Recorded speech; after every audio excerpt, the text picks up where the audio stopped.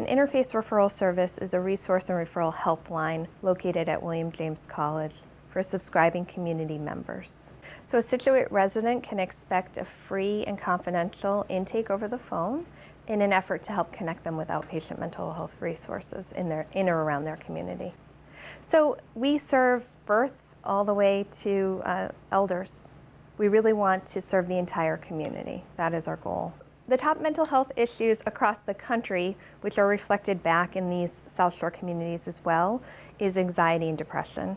Although also in this community, in our last report, one of the top related issues was family-related issues. And that makes sense when you think about a number of callers or parents calling about children, and it's creating some stress in the family that they want to help address. And they may have gotten a report from the school that say the child is having difficulty behaviorally in the classroom, and it appears that they may have some symptoms of ADHD, and so they're looking for some neuropsych testing to figure out whether or not that is the issue in terms of underlying diagnosis. That could be a call that we could help a family find neuropsych testing.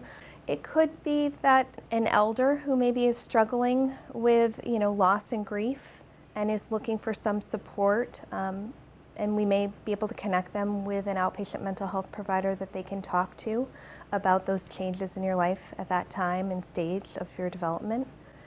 It could be a high schooler that's embarking off to college and we're starting that search process and becoming anxious about what that looks like and the stress associated with that, and maybe needs a little support around that time to outside of the family and outside of the school and friends to problem solve what that might look like for them.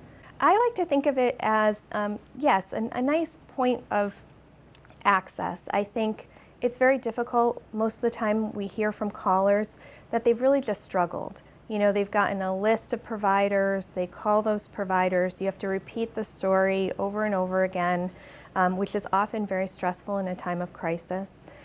They're only open or available certain hours, or maybe they're seeing clients, so you're getting a voicemail. You have to wait for them to call you back. Oftentimes they may not call you back because they're very busy also, and they hate to say no. I think that's a hard part in our profession. And you don't often know if they take your insurance or they have the availability, or if they see your particular age group or specialize in that particular issue that you want to address. So I think what we do is you have to say the story one time, and providers feel comfortable saying no to us because they know that we have a bunch of resources that we can refer to, and we're not dependent upon them in the same way that they feel a caller may be to them. When a caller calls us, the helpline is answered by a staff member, and they engage in about a 15-minute or so intake over the phone. The 15-minute intake is really a modified clinical intake, much of what you could expect when you show up to that first appointment to see a provider, only ours is much more concise, because really we're trying to figure out how to find the right provider for you, which means we need to understand your age group, we need to understand what particular issues you're looking to address, if you have thoughts about how you wanted to address those, what type of provider you're looking for. We also need to understand if there's any safety concerns, so we ask about homicidality, suicidality, substance use. We're also assessing what your insurance type is, so again, we can make sure that the person you want to see takes your insurance. We all spend a great deal of money for our insurance and typically want to utilize that in terms of procuring services. We want to ask you what towns you can get to. As I mentioned, something may look very close to me on a map, but may not be a convenient community for you to actually get to. We also want to understand what time you can get to an appointment, because providers are going to ask us if it fits with their schedule. And then at the end of that process, we provide you a confidential code. So that protects your identity. Then the next day or two, you're assigned to a lead counselor. That lead counselor is responsible for cultivating through our database of over 9,000 licensed and vetted providers to find providers that meet your particular criteria that we just talked about. And then they reach out to those providers, and using a snapshot of your information without providing any identifying information, just that confidential code, They talk to the provider about whether or not this would be a good fit for their practice. Because we want to make sure we don't just give you names, but we give you people who will be a good match for you. When a provider feels like this would be a good fit for their practice, we reach back out to the caller and ask them to contact this provider, again using that confidential code to actually schedule an appointment. That whole process typically takes about 2 weeks, and our goal is to give you 2 provider options within 2 weeks' time. If it feels like it's a good fit for the caller, we aim to close the case on our end because you no longer require us to continue looking for a provider. If it doesn't feel like a good fit, we kind of negotiate what are we looking for now, sort of what would make it feel like a good fit, and how do we start looking again for a new option.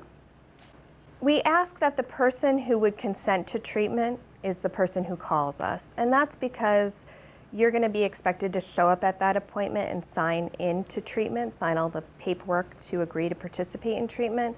So unfortunately, if the wrong person is looking for the treatment, it's unlikely that the person who actually needs it will get there. The difference would be minors, so parents obviously can call on behalf of their children. Twice a year, we report back to communities about service usage, but again, all of that reporting back to the community is de-identified. So we're never providing names, address, phone numbers, any of that kind of information. But what's helpful for the community to learn is, are there people in the community that we're not reaching that don't know about the service? So for example, if all of the callers are children whose parents learned about the service through the school, are there other groups in the community that we're missing, like adults or older adults, that we need to do some work with the community liaisons to figure out how to make other people aware that the service is available for them too.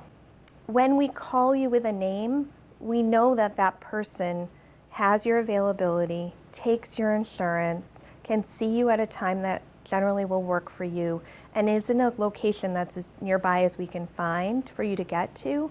So once you're calling them to make the appointment and repeat your story, you know that it's because they can continue to work with you, that you're not just sort of starting that process from the very beginning.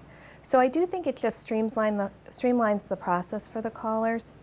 And callers really report that they struggled a long time to do this on their own without a lot of success typically, and just feel really defeated and frustrated by the system. And I think for their experience with us, hopefully for the most part, is that we help carry them through that process in a way that feels holding, supportive, and helps them navigate to a place what feels rather quickly without a lot of work.